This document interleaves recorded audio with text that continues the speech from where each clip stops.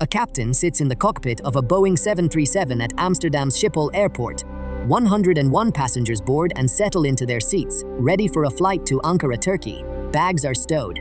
Seat belts click. Then Dutch police board the aircraft and arrest the man in the captain's chair. He flew commercial aircraft for 13 years without a valid license.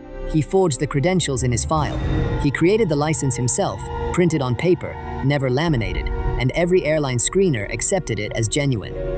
This is the story of Thomas Harry Salme, a Swedish maintenance engineer who became a ghost in aviation's regulatory system, a man who walked into 3 different airlines, handed them a fake ID number, and walked back out as a captain. For 13 years, he accumulated approximately 10,000 hours in the air. He transported hundreds of thousands of passengers across Europe, and he did it all with credentials that existed only on paper, crafted with tools most people had in their homes. When investigators later asked him how he pulled it off, Salme said simply, "It was a fantasy creation. It wasn't laminated. It was surprisingly easy." Salme worked as a maintenance engineer for SAS, the Scandinavian airline, when he decided to apply for a co-pilot position at Air One, an Italian airline. He did not have a commercial pilot's license. He held a private pilot's license, long expired. Flying commercial passenger flights requires hard credentials, certification, training logs, medical checks, and a formal commercial license, documents that supposedly verify a pilot has the knowledge and skills to operate a large aircraft safely. Salme had none of these, so he created them. He forged an ID number. He falsified his training records. Then he applied to Air One, claiming to be an experienced co-pilot. Air One hired him. How did this happen? Air One's hiring process apparently failed to verify his credentials with the Swedish Aviation Authority or any competent regulator. Or perhaps the airline's verification existed but fell short, a checkbox ticked without substance behind it, a database never checked. Salme's forged documents passed. He walked into the airline's training program as a co-pilot, responsible for assisting the aircraft captain on scheduled flights carrying hundreds of people. He had never flown a large commercial aircraft in his life. But Salme had a plan. He taught himself. At Stockholm's Arlanda airport, during off hours, a friend gave him access to a flight simulator, a machine that mimics the controls and response of a real jet airliner. Salme spent hours in that simulator, learning the systems, absorbing the procedures, feeling the responses of a large aircraft. The simulator did not teach him everything, but it taught him enough to function in a cockpit alongside a real captain who could monitor and correct him, who could catch mistakes before they became disasters. By 1999, 2 years into his tenure at Air One, the airline promoted him to captain.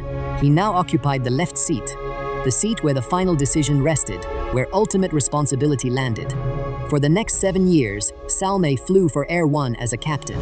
Thousands of flights, thousands of passengers. No accidents, no incidents, no safety violations on record.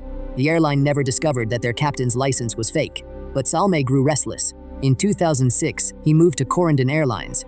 In 2007, he flew for Jet2.com. In 2008, he returned to Corendon.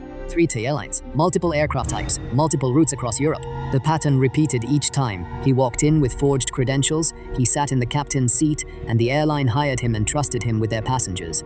Each new airline, each new verification process, failed to catch him. Each time, the paper passed. By March 2010, Salme had accumulated more than 10,000 hours in the air. He had spent 13 years living a double life. A man with no legitimate credentials operating some of the world's most regulated and dangerous machinery, carrying hundreds of people who placed their trust in the credentials displayed in the cockpit. Then, on March 5, 2010, Swedish authorities tipped off Dutch police. Minutes before takeoff from Amsterdam's Schiphol, with 101 passengers aboard and doors about to close, police arrested Salme in the cockpit. What happened next reveals something uncomfortable about how courts punish deception. A Dutch court fined him €2,000. They banned him from flying for 1 year. No jail time, no criminal record. The prosecutor had requested a suspended prison sentence, a permanent mark that would follow him forever. But the judge rejected the request. The judge's reasoning came down to one fact. Salme had flown 13 years and 10,000 hours without a single accident, without a single incident, without anyone getting hurt. His safety record was perfect. For 13 years, this man flew large commercial aircraft without a license, without the formal qualification that every regulation and every airline training manual said he must have. And in 13 years, he never crashed. He never endangered a flight. He never made a mistake serious enough to cause an accident. So what does that say? About the licenses? about the qualifications, about whether the formal credentials actually guaranteed safety, or whether they were simply a box to check on an application. Salme proved by accident that the box could be checked without the substance. The system trusted the paper, and the paper could be forged.